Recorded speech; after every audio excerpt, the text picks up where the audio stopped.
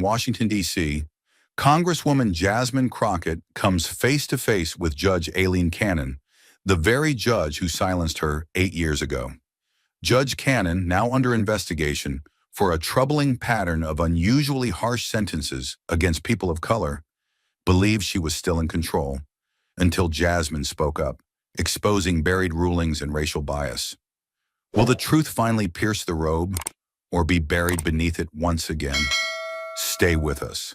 This is a story worth every second of your time. Washington, D.C. The federal courthouse wasn't ready, not for the silence, not for the cameras, not for the storm in heels about to take her seat. Outside, crowds pressed against barricades, chanting names of the justice system buried. Judge Aileen Cannon sat composed, her robe perfect, her gaze sharp, but the numbers behind her rulings had summoned this reckoning. She wasn't in control. She was under scrutiny. For years, Cannon's reputation commanded fear. Her courtroom was a place where compassion came second and order reigned absolute. But behind the facade of legal discipline were cracks. Deep, racial, undeniable. Nearly 80% of her harshest sentences landed on Black or Latino men. Appeals, all denied. Motions for reconsideration, rejected. And now across from her, the woman who once stood powerless in her courtroom had returned, this time not as counsel, but as Congress. Jasmine Crockett had come not to plead. She'd come to expose. She entered not as a politician, but as a former civil rights attorney with unfinished business. Her presence turned heads not just because of the tailored Navy suit or the confidence she carried like armor, but because everyone knew why she was here. She had once begged this very judge to spare a young man named Malik Washington, a 22-year-old college student arrested in a police altercation where he ended up bloodied, not the officer. No weapon, no threat, just a voice that didn't lower quickly enough. 14 years. Jasmine had tried everything. Body cam footage, eyewitnesses, a clean record. It hadn't mattered. Judge Cannon's words had echoed then. We cannot set a precedent of leniency in confrontations with law enforcement. Now the tables turned. Jasmine wasn't standing in the gallery. She was seated at the center dais, backed by the weight of Congress, flanked by committee members, and broadcast to a nation starving for justice.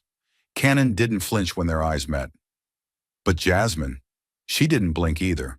Her opening statement sliced through the tension like a blade drawn in the dark. Today, we're not just reviewing rulings, she said, her voice low, unwavering. We're reviewing who gets to rule. And with that, the room stilled, because everyone knew this wasn't going to be a hearing. It was going to be a reckoning. But as Jasmine locked eyes with the woman who once crushed her in silence, the air shifted, not just with tension, but with unfinished war. 8 years had passed, but the moment their eyes met, time rewound like a snapped wire recoiling. Cannon didn't blink. Neither did Jasmine. No words were exchanged. None were needed. The past walked into the room with them, invisible but undeniable. Cannon adjusted a folder with surgical precision, her fingers steady, her smile polite, but her gaze carried the smug weight of someone who still believed this room belonged to her. Jasmine leaned into her mic, voice low but resonant. Before we talk about law, let's talk about consequence. One of my clients, Malik Washington, walked into your courtroom with no weapon, no record, and walked out with a 14-year sentence. He didn't threaten anyone, but he looked like someone who could. That's what we're really here to examine, isn't it? Not just precedent, but perception, not just rulings, but patterns. And then it came, fast, surgical, meant to slash through everything that followed. Mr. Chairman, I object to Representative Crockett's opening statement, Cannon said sharply, eyes forward, lips tight. It is speculative, inflammatory, and irrelevant to the inquiry at hand. She didn't glance at Jasmine. She addressed the air above her, like royalty dismissing noise beneath her station. This hearing is about judicial process, not political theater. It wasn't protocol. It was muscle memory. The room didn't shift instantly, but something in its temperature did. Staffers paused mid-scroll. The stenographer's fingers floated, waiting. Even the chairman leaned ever so slightly forward, unsure whether to intervene or witness. But Jasmine didn't recoil. She didn't argue. She didn't need to. She leaned forward just enough to meet her mic, the quiet in her voice louder than any shout. "You may not remember me, Your Honor," she said, eyes locked, every syllable controlled like a closing argument before a jury of millions. "But I never forgot your ruling." Her words didn't need permission. They didn't ask for acknowledgement. They hung there, not like an accusation, but like a mirror. And in that mirror was a courtroom 8 years ago, a man named Malik Washington, and a judgment that had never been revisited. A ripple passed through the chamber, not shock, recognition. This wasn't just a confrontation. It was a reckoning long overdue, one built not on volume, but on memory, one forged not in anger, but in clarity. Behind the public decorum and scripted process, two histories were colliding, one written in unchecked authority, the other carved from everything that authority had erased. But just as the silence began to settle, Judge Cannon reached for the one thing she trusted more than the truth: numbers wrapped in legal polish. She straightened a folder with deliberate calm, then slid a crisp, bound report across the table with the precision of someone setting a trap. Her voice returned, not sharp this time, but controlled, dressed in authority, calculated for broadcast. "Based on the Sentencing Integrity Report," she began, lifting the document slightly, "once we account for a person's past criminal record, the differences in sentencing mostly disappear." She paused, letting the words linger just long enough for the cameras to catch her confidence and for the message to settle in. "The idea that our courts are unfair may sound convincing, but the numbers tell a different story." She didn't look at Jasmine, not directly. She didn't have to. Her tone did the work, polished, detached, and built for defense. "Our system isn't perfect," she continued, turning slightly to the committee, "but it is fair, and this data proves that." To most listeners, it sounded solid, logical, even neutral. But Jasmine had seen this before, how numbers could be used like armor to hide the wound. The room didn't erupt, but it inhaled. Reporters scribbled, aides leaned in, and a few nods appeared from the conservative flank of the committee. For a brief moment, Cannon looked like she'd regained ground. Numbers are powerful that way, especially when stripped of context and presented in serif font under a federal seal. But Jasmine didn't move. She didn't react. Not yet, because she recognized the tactic. Drown lived truth beneath percentages. Sanitize injustice through formulas. And now, with millions watching, she knew exactly what came next. Not defense, but dissection. Quiet, relentless, surgical. But Jasmine didn't come to argue with opinions. She came to bury them with proof. She didn't reach for her papers the way most witnesses did.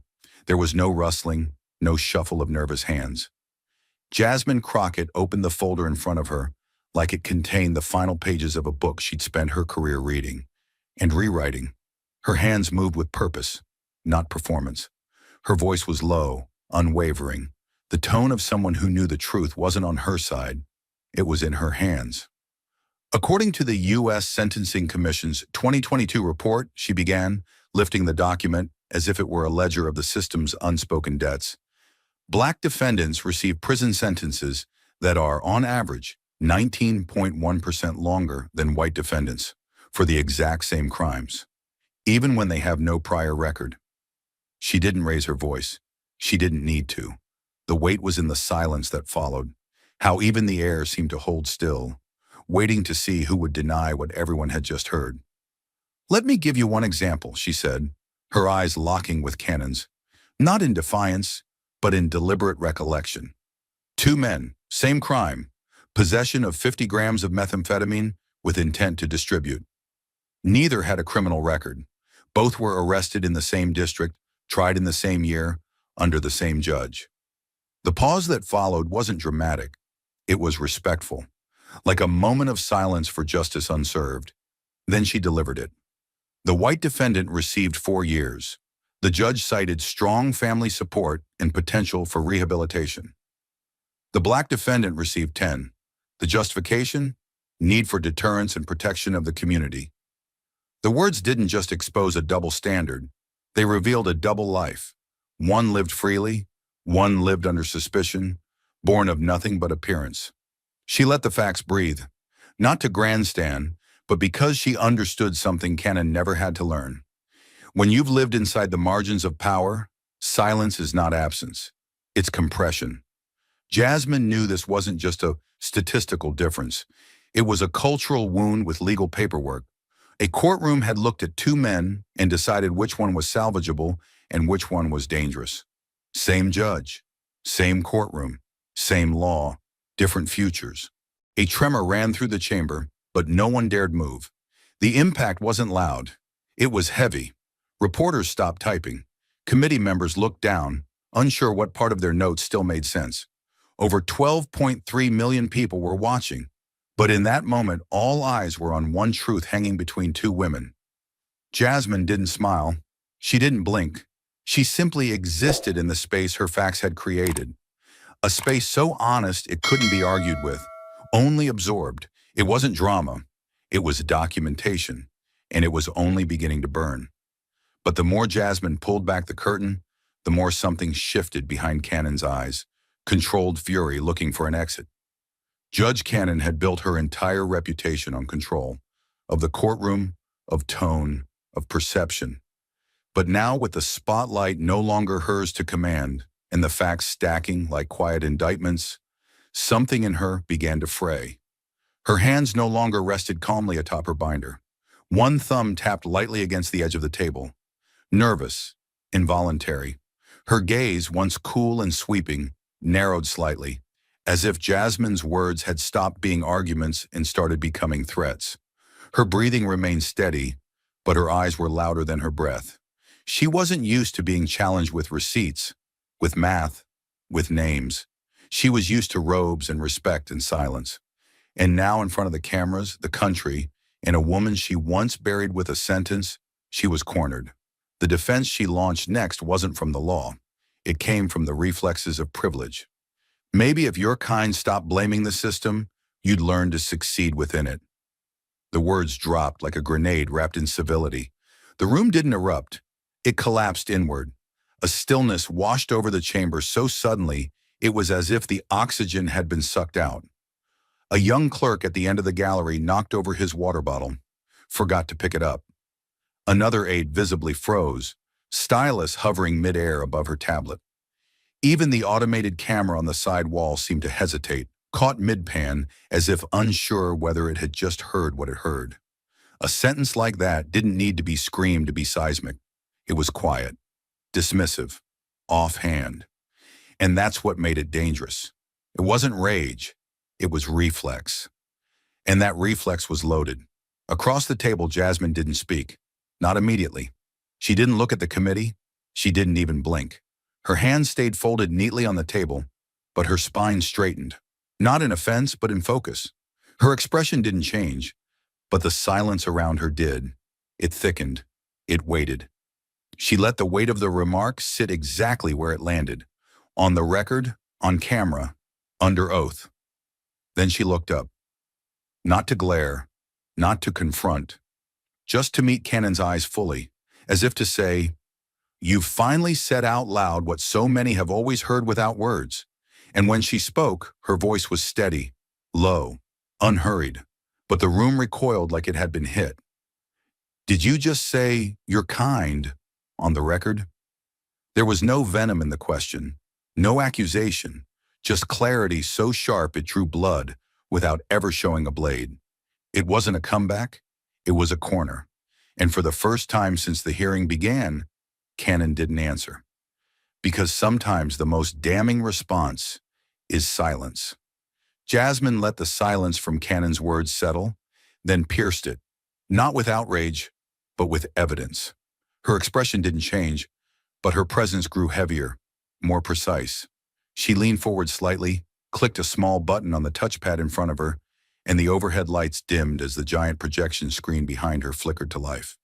The hearing chamber, ornate and still, became a courtroom once again, this time with 12 million people watching. Two mugshots appeared side by side, cast in cold government gray tones. On the left, a white young man, 18 years old. On the right, a black teenager, also 18. The contrast wasn't in the charge. It wasn't in the evidence. It was in the sentencing. Jasmine rose slightly in her chair, not to elevate herself, but to make sure the truth she was about to speak had no shadows. This young man, she said, pointing to the left, was a sophomore at a private university in Virginia. He was arrested in 2016 for possession with intent to distribute. Same charge, first offense. His sentence, probation and counseling. The court cited academic potential and strong family support. She turned slowly to the second face, one just as young, but destined for something far harsher. This young man was a high school senior in Baltimore. Same year, same charge, also a first offense. No history of violence, but his sentence, 10 years in prison. She let the number hang in the air, not as a statistic, but as a life. Why? Because the court said he was a danger to the community and that the sentence was necessary to set an example. No one interrupted her. No one dared. Same crime, same age, same clean record. Different lives. Jasmine paused, then clicked again. A new image appeared on the screen. An email. Plain black background. White text. The kind of email most people scroll past. But this one had a subject line that grabbed the throat. Sentencing talking points. Q1 review.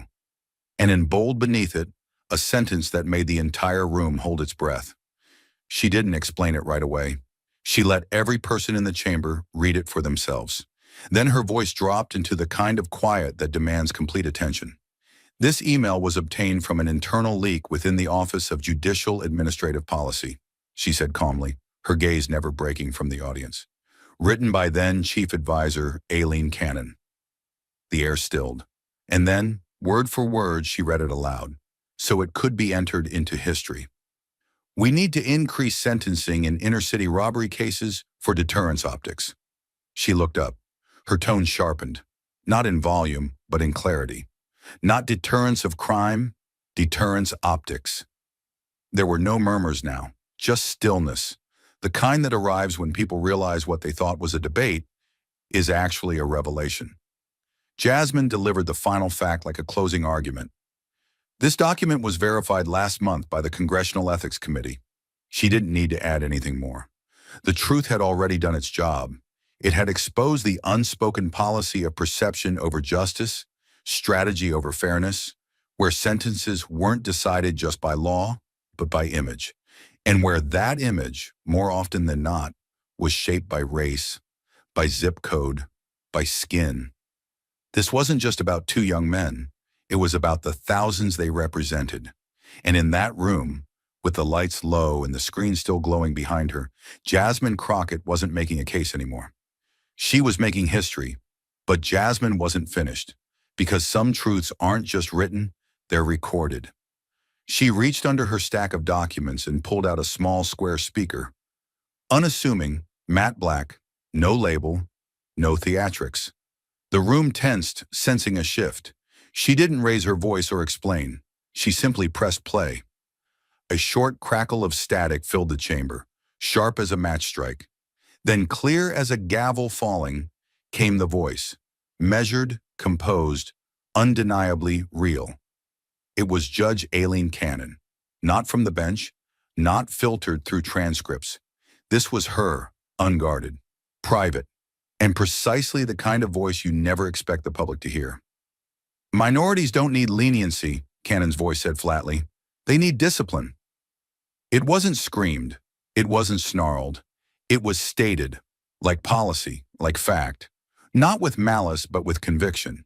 And that made it worse, because what America heard wasn't a moment of anger. It was a philosophy, a belief that had shaped decisions, destroyed futures, and cloaked itself behind court protocol and judicial tone. The room didn't stir. It froze.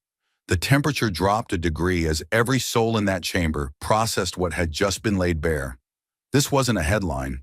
This wasn't a second-hand quote. This was her, and it was verbatim. One assistant sitting behind the dais clenched his pen so hard it snapped.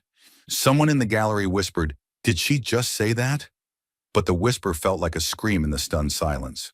Across the room, CNN's broadcast camera adjusted. Slowly, methodically, it zoomed in, tight on Cannon's face. Not the courtroom Cannon, not the composed legal tactician. This was the woman behind the words, now seen by millions. Her lips parted slightly, but no words came out. Her complexion, moments earlier warm with control, had faded to an ashen white. Her jaw tightened, but the rest of her seemed motionless, like a statue just beginning to crack. Still, she tried.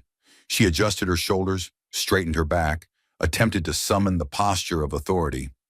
But the eyes told the truth, and they couldn't outrun what the country had just heard. Because there are things no statement can undo. And once a sentence like that leaves your mouth, on tape, under oath, in your own voice, it doesn't belong to you anymore. It belongs to history. And this time, it had a witness with a microphone and the full attention of a nation. And just when it seemed the chamber couldn't hold more, Jasmine leaned in, not to repeat herself, but to widen the scope of the damage. She gave the room just enough time to breathe. Not recover, just breathe. Then she flipped to the next section in her binder, hands as steady as ever. The screen behind her shifted again, revealing the bold heading of a source few in that room could discredit. Brennan Center for Justice, 2023 report on plea bargains and racial disparities. A cluster of clean charts and bullet points appeared on screen, but Jasmine didn't bury the chamber in data. She picked one truth and drove it through the heart of the hearing.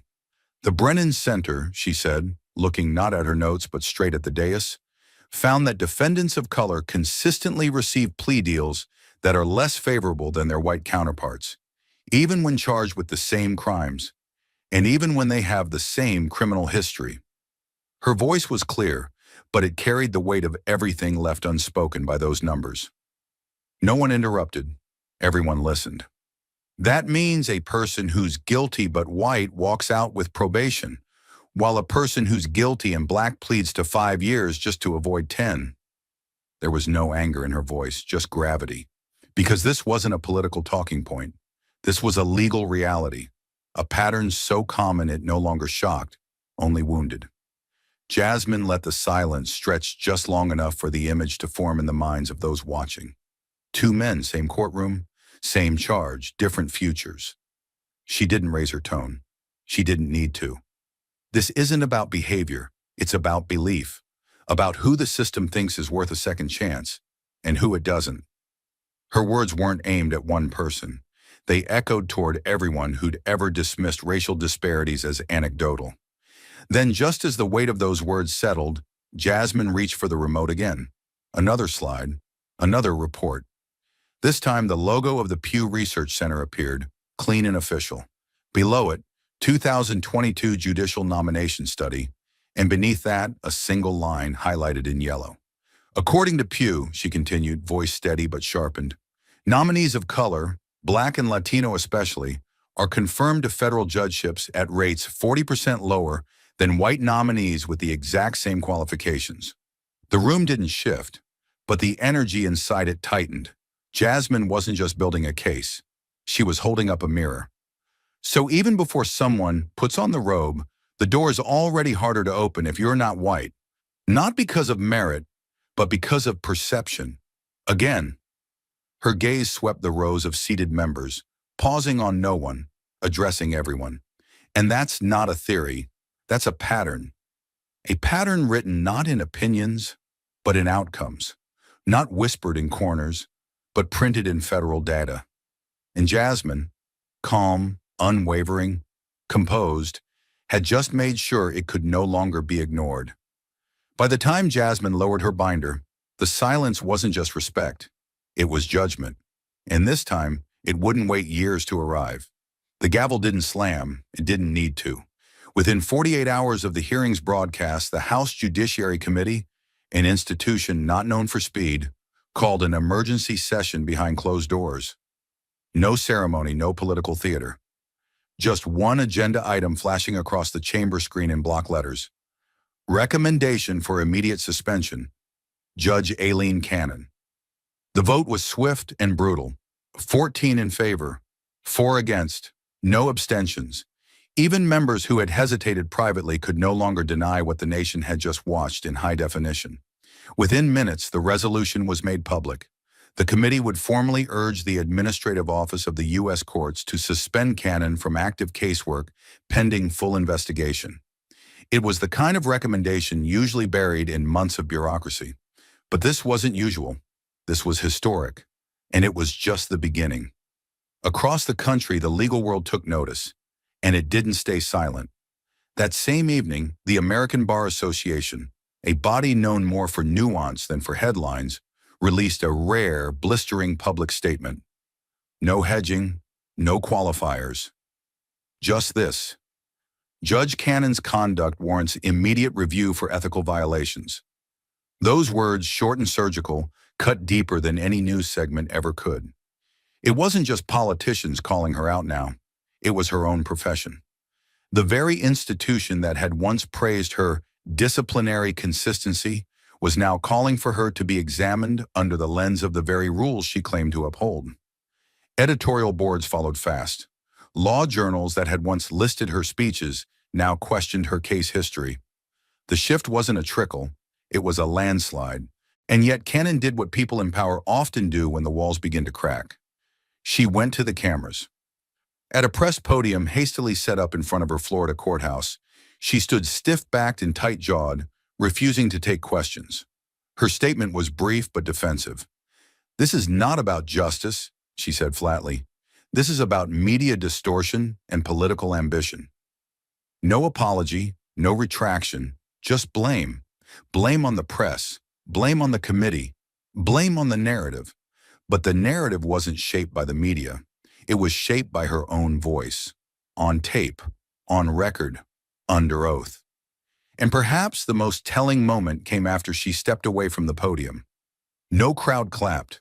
No colleagues stood beside her. The legal community that once shielded her now watched in silence. The only support she received came from far-right blogs, fringe forums, and a single segment on a cable opinion show that aired after midnight. The talking points were predictable: witch hunt, politicized courts, cancel culture. But the country had already seen the raw footage. The words "your kind" were not opinion. They were reality. And that reality didn't bend to spin. Within a week, the consequences began stacking. Reuters, the Washington Post, the Associated Press, all confirmed through anonymous federal sources that multiple rulings authored by Judge Cannon were now under internal review. Not quietly, not buried in process, but formally flagged for potential bias and misconduct. Dozens of past cases, especially those involving Black and Latino defendants, were pulled for analysis. Defense attorneys began filing motions at record speed, requesting reconsideration of sentences, citing the now public remarks and emails exposed in the hearing. One judge's record, once seen as tough on crime, was now a battlefield of suppressed facts and hidden prejudice. Courtroom by courtroom, transcript by transcript, her history was unraveling. Jasmine didn't appear on every news show. She didn't grandstand, but she didn't disappear either. When asked later why she didn't celebrate, she replied simply, "Because this isn't the finish line. This is just the first time they stopped running away from it." The story had outgrown her, and yet it was her calm, her voice, her refusal to be rattled that triggered the reckoning. Not because she screamed, but because she documented. Because she didn't attack, she presented. She didn't humiliate, she revealed. In one of the most watched moments of the post-hearing news cycle, a retired federal judge, white, Republican, appointed under Reagan, was asked during an MSNBC panel, what made this moment different from all the previous accusations of systemic bias? He didn't hesitate. "We've always had numbers. We've always had stories," he said. But this was the first time America heard both, back to back, from a witness who couldn't be dismissed. He paused and then added, "and from a judge who couldn't hide." In the days that followed, law school classrooms rewrote their ethics syllabi. Civil rights groups launched rapid response task forces to help families affected by Cannon's rulings seek retrials. One prominent conservative magazine, once an open admirer of Cannon's sentencing record, quietly removed 3 of her op-eds from its archives. A legal culture that had long whispered about disparities was now, finally, naming them. And still, Cannon remained silent. Not legally, not officially. She issued statements, but they were hollow, cold, punctuated by the kind of phrases that work in doctrine but fail in human consequence. In private, sources from within the 11th Circuit admitted she no longer took part in internal deliberations. She arrived late. She left early. She spoke only when addressed. Her chambers, once among the most active in Florida, slowed to a crawl. She was still a judge, but she was no longer trusted to judge. And while she remained technically on the bench, every ruling she touched became a question mark. Her name, once wielded with authority in legal circles, now trailed an asterisk of doubt. And for the first time in her career, Judge Aileen Cannon was no longer the one handing out consequences. She was standing in the middle of them. And after the reports, the emails, and the tape, Jasmine did one last thing. She reminded them what all those numbers actually meant. She closed her binder with both hands, slow and intentional. It wasn't a mic drop. It was a release. A gesture that said, "You've seen the data, now see the people." Her eyes scanned the chamber, not to challenge anyone, but to see if anyone was still listening with their conscience, not just their title. Then she leaned forward just enough for the microphone to catch the gravity in her voice, and she began, not with accusations, but with something far more disarming: stories, real names, real lives. "Let me tell you about a man named Luis," she said calmly, deliberately, each syllable measured like a closing argument. "Luis is a warehouse supervisor in Houston. He's worked there for 3 years without missing a paycheck. He rents a 2-bedroom apartment and pays on time. He has no debt, no record, and no history of violence or abandonment. He applied to sponsor his 15-year-old son's immigration petition so they could be together again. They'd been separated for 4 years after his wife died. He submitted everything: W-2s, tax returns, a letter from his employer." Jasmine took a moment. Her voice didn't waver, but the stillness in the room sharpened. You could hear the sound of someone setting down a pen 3 rows back. "And the court denied him. The official reason, they said he lacked financial stability." She let the absurdity breathe, then delivered the truth like a scalpel. "He didn't fail the process. The process failed him. Because when your name is Luis and your zip code starts with 770, stability looks different in their eyes." No one interrupted. No one scribbled. The silence in the chamber was no longer neutral. It was holding its breath. Jasmine inhaled once, slowly, and moved on. "And then there's Camille," she said. "She's a single mother of 2 in Philadelphia. Her youngest had asthma. Her oldest was out of diapers, but still too small for school lunches to be enough. Camille worked 3 jobs: fast food, cleaning houses, and overnight stocking. But rent jumped, and in February, during a snowstorm, she was arrested for shoplifting. Soup cans, formula, a toothbrush, a $4 pair of socks for her daughter. The screen behind her stayed dark. No photos, no evidence, just truth. She pled guilty to avoid jail time, got a misdemeanor, probation, community service. She did everything right after that, didn't miss a day, attended the parenting classes, paid every fine. A pause. But when she went to family court to regain custody of her children, the judge ruled she had demonstrated poor judgment in a pattern of instability.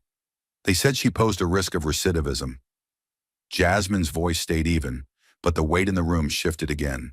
There was no visible outrage, but there was stillness, the kind of stillness that only comes when people feel something they can't argue with.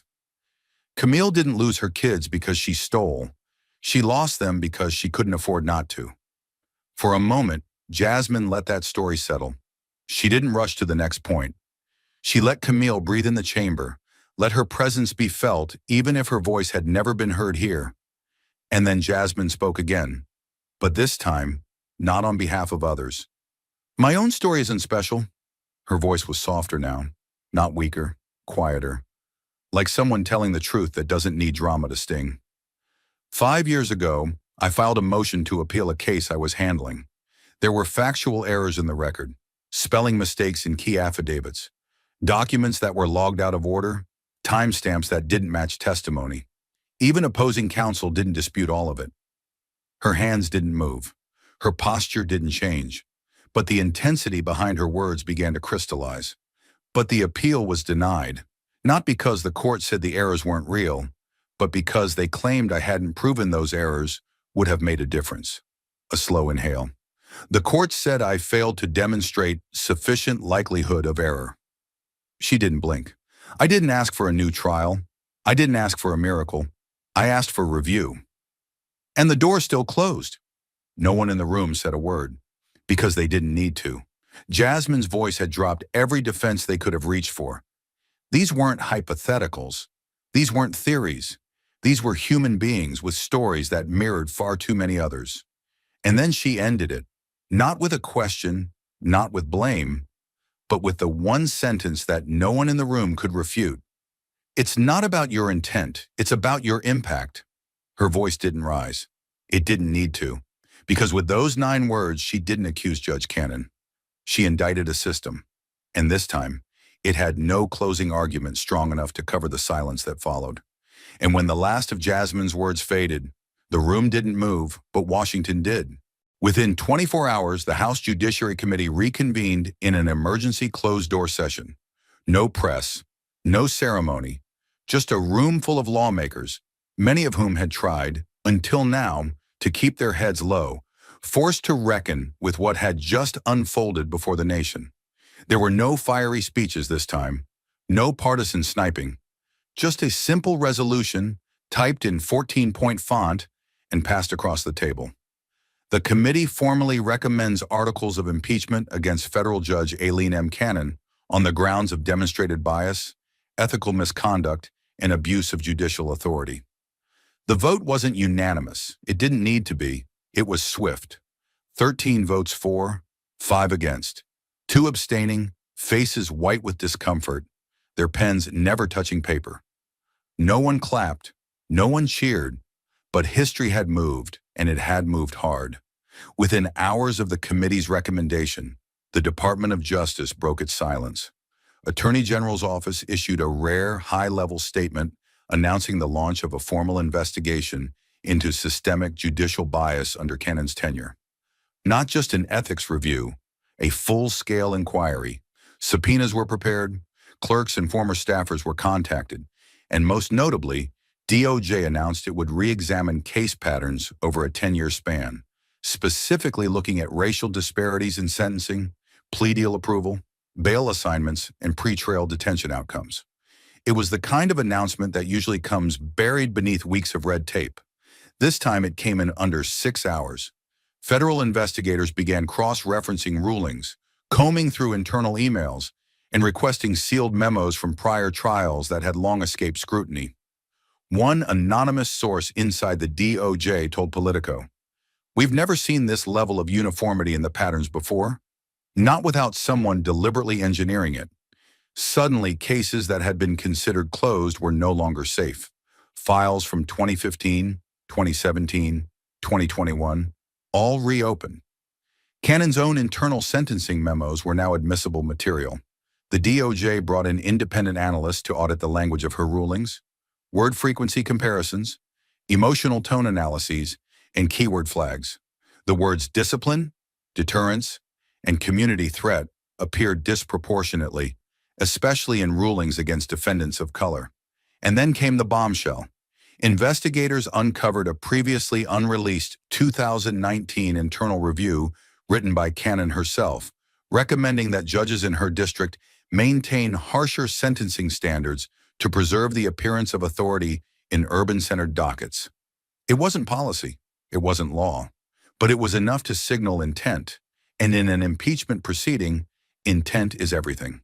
The media erupted. The New York Times called it the most public reckoning of judicial partiality in a generation. CNN ran a 2-hour special report simply titled, "Who Gets Justice?" Meanwhile, court reform advocates flooded the airwaves, pointing out that it had taken years of complaints, lawsuits, ignored letters, and buried whistleblowers for this day to arrive. But one woman, one hearing, one voice, with facts, not fire, had cracked it open. Cannon tried to fight back.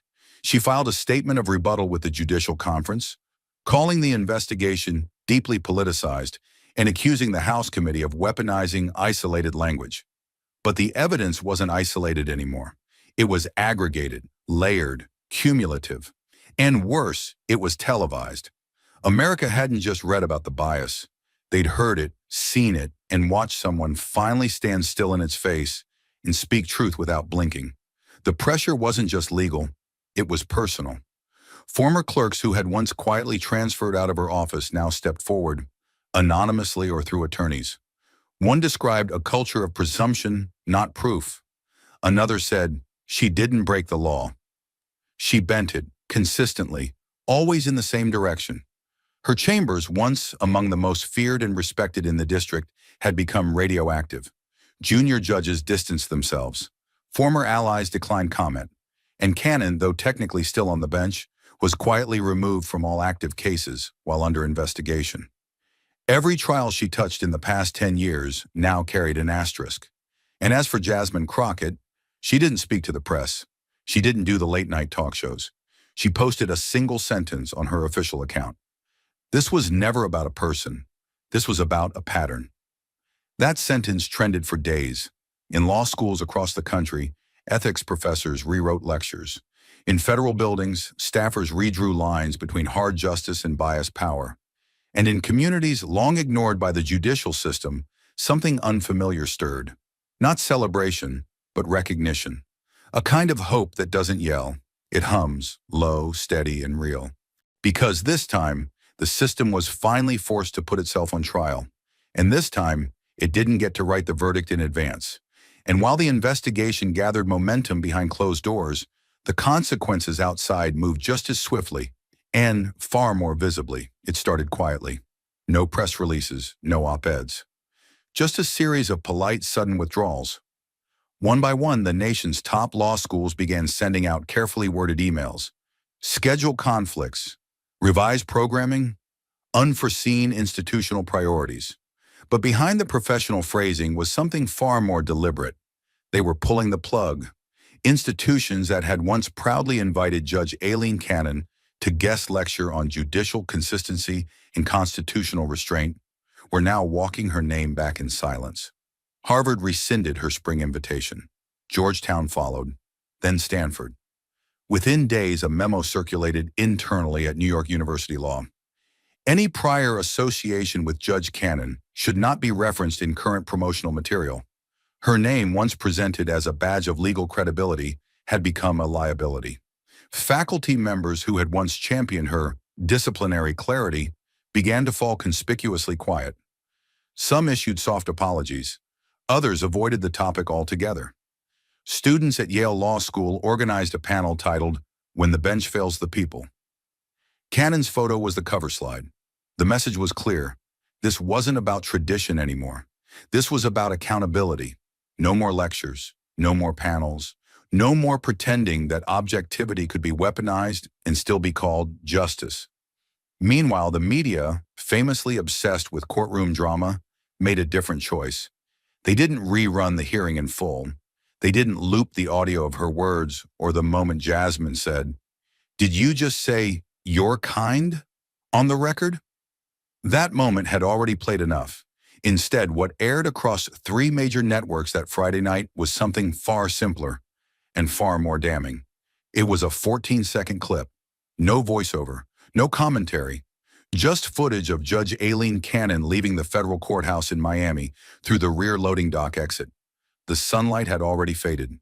The loading zone lights flickered yellow, casting long shadows on the concrete. She wasn't flanked by staff. There were no cameras in her face, no reporters shouting questions. Just a single marshal walking 3 paces behind her, and the dull slam of a security door closing. She didn't turn around. She didn't speak. She clutched a stack of case files against her chest like a shield and disappeared into a waiting black SUV with government plates and no emblem. No one opened the door for her.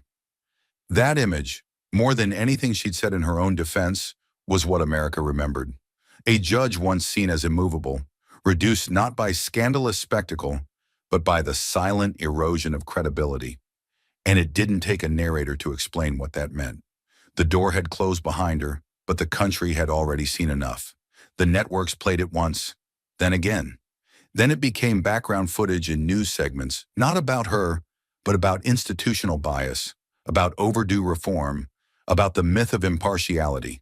The clip spread, not as a meme, not as mockery, but as a symbol. Even late-night hosts didn't joke. They paused. Let it play. Let the image say what words no longer needed to. And somewhere in every corner of the legal world, a quiet reckoning rippled outward, not from gavel to gavel, but from screen to screen. Because that walk through the service exit wasn't just about one judge falling. It was about a system that, for the first time in far too long, was finally starting to look itself in the mirror. And after the hearings, the headlines, and the thunder of consequences, came the one moment that mattered most. Not inside the courthouse, but just outside its doors. The doors opened, heavy and deliberate, groaning on their hinges like they too had carried the weight of what had happened inside. Jasmine Crockett didn't walk through them as a hero. She didn't emerge as a victor. She stepped out like someone carrying something no one else could see, something too heavy to celebrate. Her heels struck the stone steps with sharp precision, but she moved slowly, carefully, as if every step she took was still tethered to the 1,000 voices she had just spoken for. No security detail cleared her path. No aides flanked her on either side. She walked alone. The sunlight outside had shifted since the hearing began. Now it hung low, casting long shadows across the courthouse steps and giving the columns behind her a golden haze, like the end of a day that had taken years to arrive. Down below, behind waist-high barricades, a sea of people waited. No one chanted.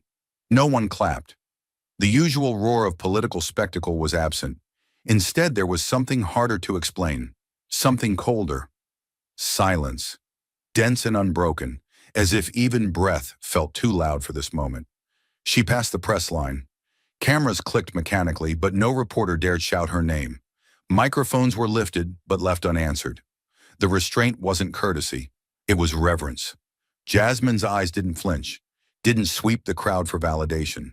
She looked straight ahead, past the microphones, past the reporters, past the lenses searching for a soundbite. Her silence was the soundbite. And then she reached the edge of the steps and saw them. Lining the sidewalk were people who had come not for politics, but for proof that the system could still respond to truth. Parents holding the hands of their children, elderly men in union jackets, teachers still in school lanyards, young people with notebooks clutched like shields. They weren't loud. They were present.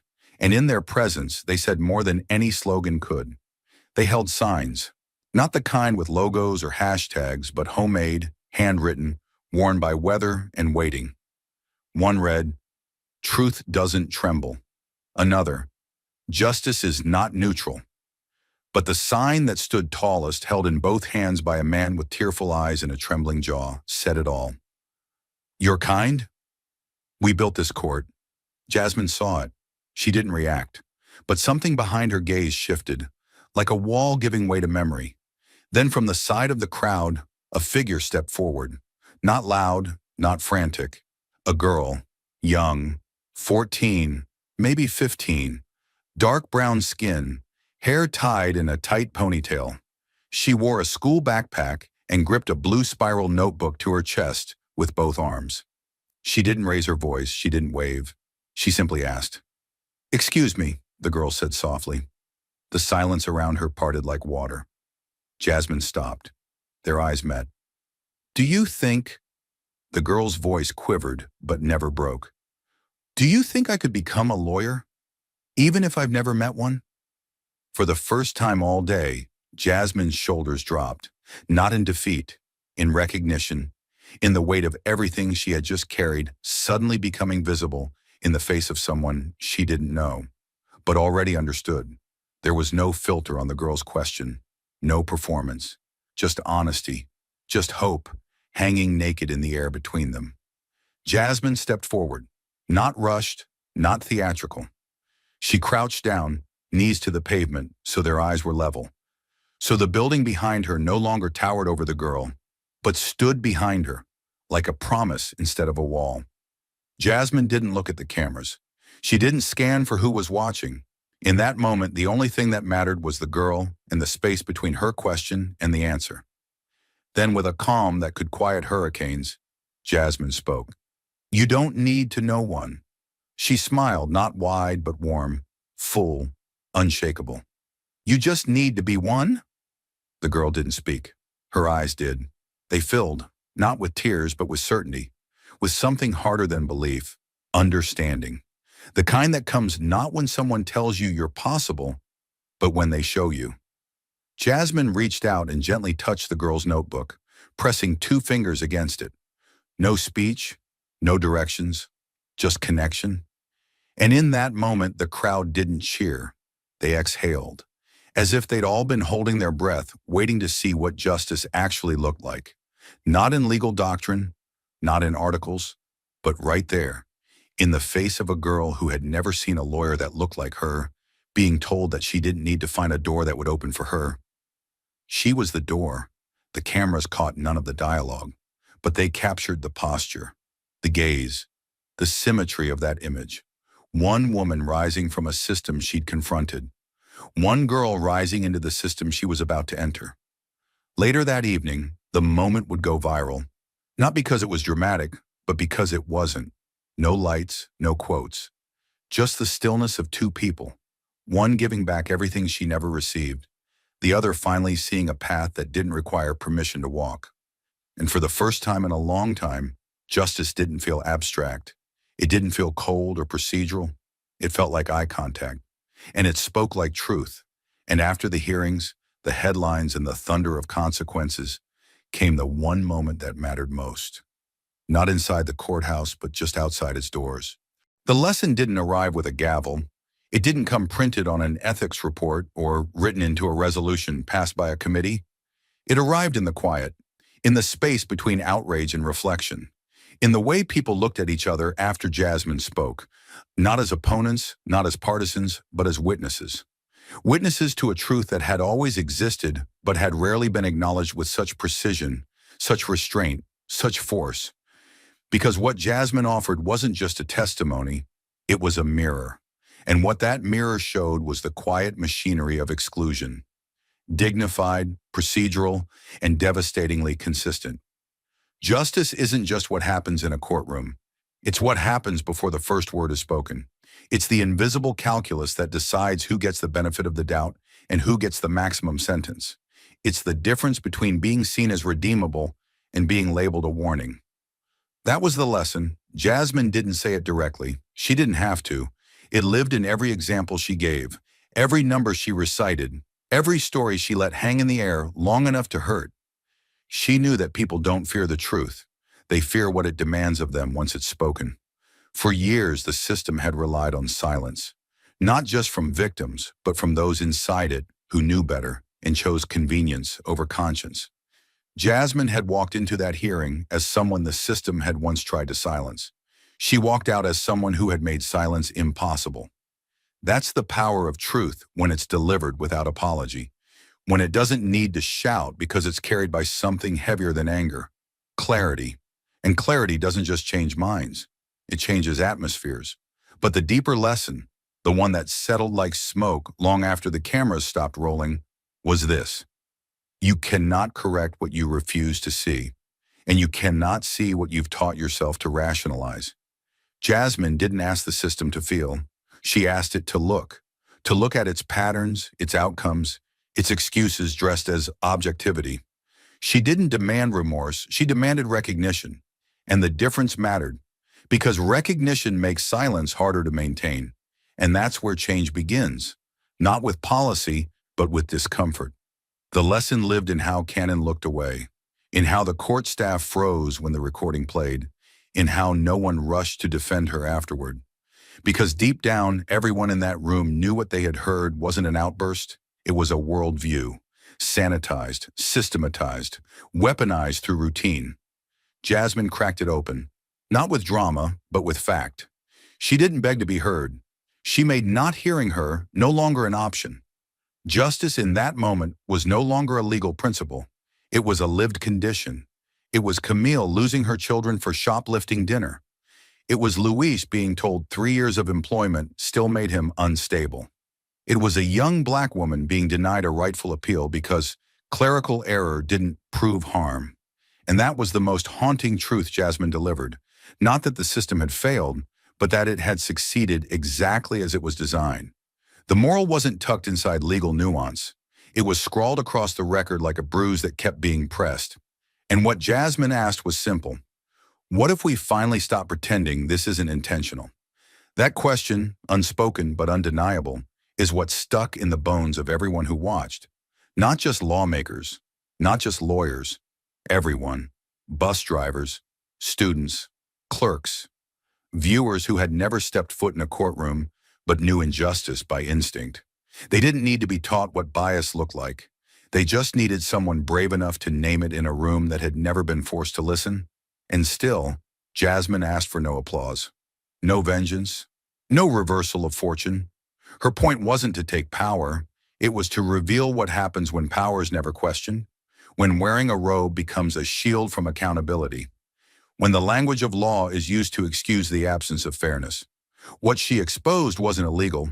That's what made it terrifying. It was legal, routine, defensible, and deadly. Because power, left unchallenged, doesn't need to shout. It whispers into rulings. It echoes in bail amounts. It hides in footnotes. Jasmine showed America what that power sounds like when you strip away the polish and replay its own voice, word for word, gavel by gavel. And in doing so, she taught something else too, that calm isn't weakness, and that fury, when aimed precisely, becomes truth. But the real human lesson came not from the committee's vote or the DOJ's announcement. It came from that young girl's question, that moment when a child asked whether she was allowed to dream in a world that had taught her to stay quiet. Jasmine didn't just say yes. She showed her that the system may close doors, but it can't unteach courage, that knowing someone isn't a requirement for becoming them, and that history doesn't wait for permission. It waits for someone to speak without flinching. And so the courtroom quieted, the headlines rotated, and the next story began. But what lingered in every hallway, every chamber, every classroom and bench and community center where the hearing was replayed on cracked phones and aging projectors, was the echo of a single idea. It's not about your intent, it's about your impact. And if you forget that, the system forgets us all. But Jasmine Crockett didn't step into that courtroom just to be heard. She stepped in to remind America that justice isn't self-correcting. It requires confrontation, it requires action, and that responsibility now falls to us. This is not where the story ends. It never was. Jasmine's testimony wasn't a conclusion, it was a beginning. And beginnings are never gentle. They demand discomfort. They demand that we stop applauding bravery from the sidelines and start wielding it in our daily lives. Because what she exposed wasn't just the failure of one judge. It was the quiet, polite machinery of institutional neglect. And now that we've seen the gears turn, how bias is processed, stamped, and passed off as law, there is no excuse for looking away. America heard the facts, the numbers, the stories, the voices that had long been silenced by sealed records and procedural deflections. Jasmine didn't scream. She didn't grandstand. She presented, with clarity, with proof, with memory. And in doing so, she left no room for plausible deniability. What followed wasn't just fallout, it was evidence that one voice, in one room, backed by truth and conviction, can make the most fortified walls start to sweat. But change doesn't hold unless we hold it there. It slips the moment we step back. That's the trap, thinking that revelation is revolution. It isn't. Revelation is just the opening scene. Revolution is what we do after. The time for observation has passed. We are all on record now, whether we chose to speak or stayed silent. The system is counting on our fatigue, our distraction, our tendency to click away. But if you heard Jasmine's words, if you felt the weight behind, it's not about your intent, it's about your impact, then you no longer have the luxury of neutrality. Because neutrality in the face of systemic injustice is not peacekeeping. It's permission. It's a vote cast in favor of the way things have always been, at the expense of what they must become. So what now? Now you act, in whatever space you occupy.